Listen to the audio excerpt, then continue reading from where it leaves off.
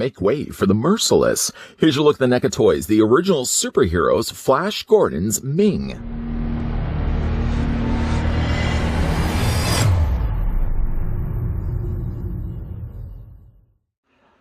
Our story follows the adventures of the world-famous athlete Flash Gordon, who is transported to the strange and hostile planet Mongo, ruled by the sinister emperor of the galaxy Ming the Merciless, hell-bent on conquering the universe and destroying anything standing in his path. Aided by his companions Dale Arden and the brilliant Dr. Zarkov, Flash is on an epic and never-ending space adventure to save the universe using only his human strength, courage, and wisdom. This figure is based on the original depiction of Ming in Alex Raymond's True Masterpiece series.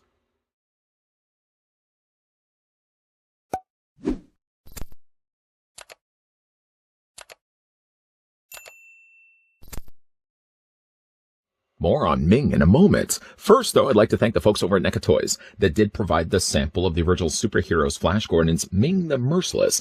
And we can have a look at this review. Grabbing now the ruler just to see how tall the figure stands. Ming is 7 inches in height, or is about 18 centimeters tall. Then we can go ahead and move over Ming and free up a little bit of space to bring in Flash. You can see in this case that they are using the same bodies.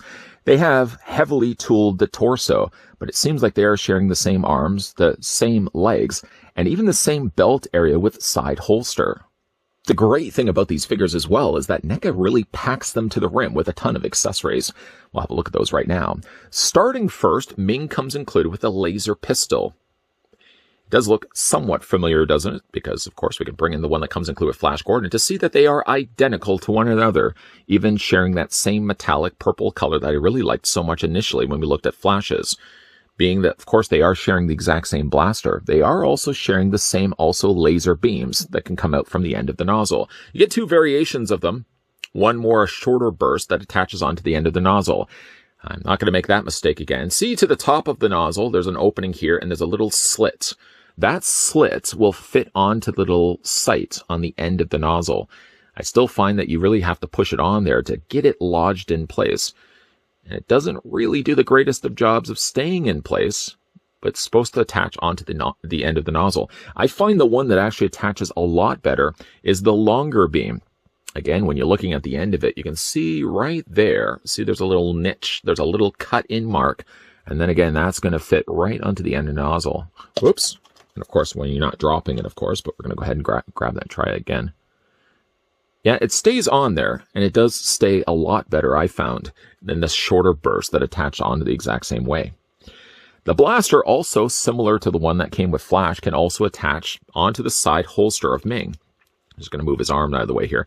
This is soft plastic, and when you are opening this, you're going to take the top flap here and unpeg it.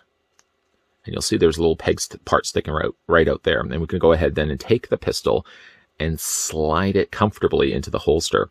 Similar, though, to Flash's, I noticed you really did have to push it far enough in there for this to be able to close shut. And even then, I find it's still not enough clearance. Pushing as far down as I can get it, I can't get the top of it to completely close shut. So there's a bit of an issue when it comes to holstering both Ming's and Flash Gordon's gun. And in both the cases, it doesn't seem like you can actually close this shut once you got the pistol in place. And that's, again, putting it as far down as I can get it. Anyways, we're going to go ahead and close that off. I'm probably going to be displaying the figures likely anyways with their pistols, or you can also display them as well with their swords. Flash had a really interesting looking sword. Ming's is no different, although it's differently detailed, yes, but it's still a pretty cool looking sword. In this case, you can see with Ming's, it's a more darker silver that they've used. On the end, there's a little diamond detail that they've added. And with the guard, a very interesting looking guard is actually on Ming's. I really like the look of that quite a lot. Sort of using a teal color, something that you don't tend to see too often nowadays. Teal. Does anybody use teal anymore? Teal at one point was my favorite color. Did you know that? Now you do. Some nice sculpting that they've done to the guard, and underneath that you can see that they've painted the handle of the hilt in a nice dark black. Also similar to Flash's, you can get yourself also a side scabbard. This then can house the sword. You just slide that in place like that. And the neat thing about Ming's, though, is unlike Flash's, he does actually get awarded some additional chainage. He has a chain that has 2 different connecting points, and that just sticks on to the bottom. It doesn't serve a purpose, at least in the sense that you're going to be attaching to the figure by the chain. Instead, there's a peg right here. And we're going to go ahead and just grab the figure again. We'll move his arm out of the way, free up a little bit of necessary space. And then this hole just to the side of his belt is the place where you're going to attach the scabbard. Just plug it in place like that. And now you've got Ming, the Merciless, with a deadly looking sword that he can holster at any time or draw at any time. The figure also comes included with a bunch of different swappable hands. Now, for him holding the sword and for him holding the pistol, neither of which could be accomplished without some swappable hands.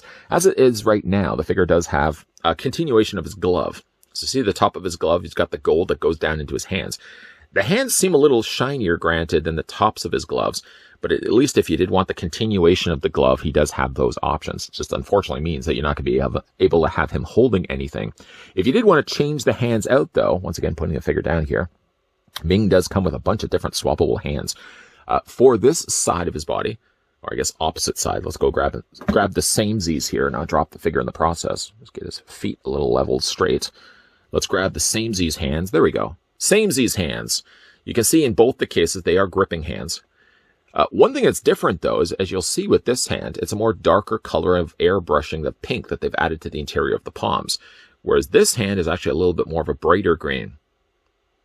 He does also have on the other side of his body, grabbing again the samesies, he comes with two hands with two, well, ring fingers, complete with rings attached. You can see right there, some nice detailing done on the interior of the palms. I really do like this two-tone effect that they've used. The green, the sickly looking green, and then the additionally sickly looking pink that they've painted on the inside. Now, if you did want to change out the hands, pretty easy to do. You're going to go ahead and grab the figure, just hold onto his forearm, and yank the hands out. As I did say one thing, let's grab the appropriate hands, of course. There we go. Plug that into place, and we're going to do the exact same thing on the other side. I did say this when we had a look at Flash Gordon. I'm going to reiterate it here when we look at Ming. I find both the pegs in his hands, first of all, very easy to remove. And I find also quite easy to remove his head, too, as the figure does have included a swappable head sculpt. Though I still feel like, similar to when we looked at Flash, I might just stick with the stock head sculpt because I think it's my favorite of the two. Ming definitely does have a more sinister-looking face if you prefer one without the helmet. A difference, of course, when you're looking at the two. He's crazy, certainly in this head sculpt, with some additionally afforded pink done to the lower end of his face and, of course, on the ends of his ears as well. But, you know, for me, I kind of like displaying him more so with the helmet. Let's just say, for the sake of argument, I'm going to go ahead and remove this scabbard just so that's not going to fall off for me while we're looking at the rest of the figure. We're going to put that to the side. Just grab onto the torso here. And if you did want to change out the head, though I'm likely going to be sticking with this one when I eventually have these guys on display. But anyways, we're going to go grab the torso here, and we're just going to yank the head sculpt off. No additional paint at all can be found anywhere on the ball joint. And that seems to be the case as well when we look at the articulation on the figure. I don't know what they're doing differently, though, but I'm liking what they're doing. The paint really seems clean on these figures, and the joints don't seem built up with paint at all. Changing even like the head sculpts are super, super easy. Anyways, that's what he looks like with the more crazier unhelmeted head. And this is what the original stock head looks like. Which do you prefer? Let me know down below in the comments section. I still like this one, so I'm not going to grow completely attached to the idea of displaying him with this head sculpt. We are actually going to be reversing the steps, popping this head back in place. I'm sorry. It's just too good of a head sculpt to leave. Although this one, the unfortunate thing about it now is picking this head sculpt, this one now has to go back to the plastic prison where originally it came from. We're going to put that to the side. One neat thing about Ming as well is even though he is using the same body in a lot of the places as Flash, he actually gets himself an additional cape. The cape material that they used is got a little bit of elasticity to it. It sort of has almost like a velour feel to it. The material, as you can see, is a little more lighter on the inside, but I do really like this sort of, even looks a little bit like velvet. Really nice smooth material that they've used. And of course, underneath that, you can kind of see the way the cape's been attached to the top of his collar piece.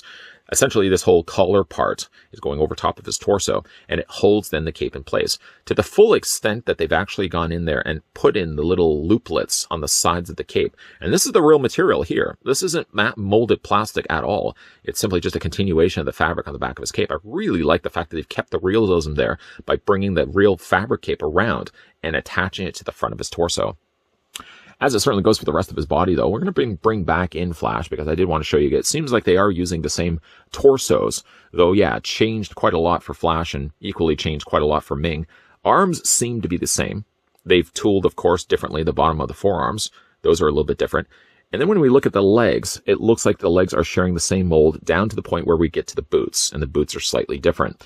One thing, of course, as already mentioned, they are using what seems to be the exact same belt with equally the same holster on the side of the belt as well. Coloring is really good on all of these figures. Ming doesn't have as much the contrast in colors because when we looked at Flash, he sort of had the lighter red and they had some really nice dark airbrushing of red added in there as well. Ming doesn't seem to get as much of that. In fact, it seems like he's sticking more just to one color. You can kind of see under certain lit conditions that there seems to be some little bit of lighter color added in there, but not to the extreme when we looked at Flash Gordon. Again, you've got the detailed nice belt that they've sculpted. The belt seems to be this molded plastic here, that continuation of the teal. Although they have painted the band in a nice mustard yellow, continues its way all the way around the outer parameter of the belt. And of course, we get a little lower to his legs. It seems, again, like not much additional paint, but just tilted just right to the light. You can kind of see how there's a little bit more of a yellowish green that's added over top of it. And then, of course, he's got his boots there down below here as well, which are, again, a separate piece. So it would have just involved them remolding or just using essentially the same mold for both the figures. Looking at the articulation now on Ming, still sticking with the stock head sculpt for now. Head rotates back and forth. Of course, there's going to be some substantial limitations because, of course, he does have the collar piece. That's going to prevent a little bit of the head rotating back and forth. But still, the head looks up about there. Yeah, I know you missed it there for a second. Let me just do it again. Right there. The head looks down. You can, of course, rock it back and forth, and the head technically can rotate all the way around, but it's going to get pretty hung up pretty fast when trying to rotate it around the collar. Arms do come out. Again, I find on the arms on these figures a little bit on the tighter side, but still we're not dealing with loose joints. Nothing worse than loose joints on figures. Arms rotate all the way around. Ming has also a bicep swivel. He has, like Flash, a double hinge on the elbow. And like Flash, he does also rotate the hands, although his hand's a little more gnarlier than Flash's. Like the figure we looked at before, he also has an upper torso crunch, a rotation in the waist, although it's a little tight on this figure. Legs split out via a ball joint on the inside cavity of his thighs. Because of that, he also does have a mild swivel on the top of his thigh. The figure does have a double hinge on the knee. The figure does have a swivel slightly in his boot. And when it comes to his feet, Ming can move his feet up and down this way, and he can also move his feet this way as well, with a nice toe articulated point there also. You know, again, like in both the cases, when we're looking at both now Ming, just get him to stand here. Figure, by the way, I already mentioned, maybe in case I didn't, the figure does have pegals on the undersides of his feet. And again, we'll just bring back in Flash here. Even though they are really using the same mold in many of the cases, between the retooling that they've done in the torso parts and some of the areas of like his arms, of course, Ming's got brand new gauntlets on his arms because it kind of replaces now the tops of his gloves because we're now replacing out the gnarly hands, and the changing of the boots, you do get very different looking figures. And in both the cases, I honestly feel like I want to stick more so with the idea. Let's just get Flash back up here. I feel like I still want to stick to the idea of displaying them with their stock head sculpt, because of the two heads that we've looked at so far, I'm actually digging, I think, the default heads a lot more than the alternate head sculpts. Though I gotta say, crazy looking Ming head sculpt is a very strong contender for why you would want to change the head out in the first place. No love for crazy Ming? Okay. In final looks here, as the figure spins around in the rotisserie, you may have already noticed I did change out the head sculpt. If you did prefer the crazier look for Ming, there it is, right there, as he does have his blaster in one hand and holstered sword on the other. As the case also when we looked at Flash Gordon, this is the second time we've gotten ourselves the Ming. The first time around, sculpted quite drastically different. We did get ourselves the Ming from the Defenders of the Earth line, which we did have a look at earlier here on this channel. The neat thing about the new Ming, though, as I did state in the final looks of Flash Gordon, is that this one is based on the original art design of Alex Raymond's work. So if you did want the more classic look to Ming and wasn't as crazy about the Defenders of the Earth looking Ming, this is an ideal looking Ming to have on your shelf. I really like the green color scheme too. Whereas the other Ming was very heavily influenced by the reds and the purples, this Ming is sticking it to green. Even the greenish off-green coloring of his skin. Looks a great looking figure though. A big thank you though to the folks over at NECA Toys that did provide this sample of the original superheroes Ming the Merciless that we could have a look at in this review. What do you guys think of it? Let me know down below in the comments section. And if you are new to this channel, there's a couple of things you could do certainly for yourself. One of which, hit that subscribe button down below. Turn on the bell notification. I know you're thinking to yourself, why am I going to turn on the bell notification? I already am subscribed to this channel. Well, hitting the bell notification, you'd be surprised, does actually help this channel out And it also gives you those friendly reminders of whenever new videos are popping up. Every once in a while, I do get a comment from you, the viewing audience. I didn't know you were posting new videos. That makes me a sad panda. One way to make sure that you're getting those friendly 411s is, yes, to turn on the bell notification and periodically make sure you're coming back to this channel and checking out the homepage. It's the best way to find out if there's anything you may have missed along the way. You may have gone away for a vacation. During that period of time, I may have even posted like 20 to 25 videos. Always posting on a regular basis. And of course, while we have wrapped up the review here of Ming the Merciless, we are still going to be looking at the Ghost Who Walks, the Phantom. His review will be coming right around the corner. Of course, make sure you keep your peepers peeled to this channel. And as always, thanks for watching. See you guys next time.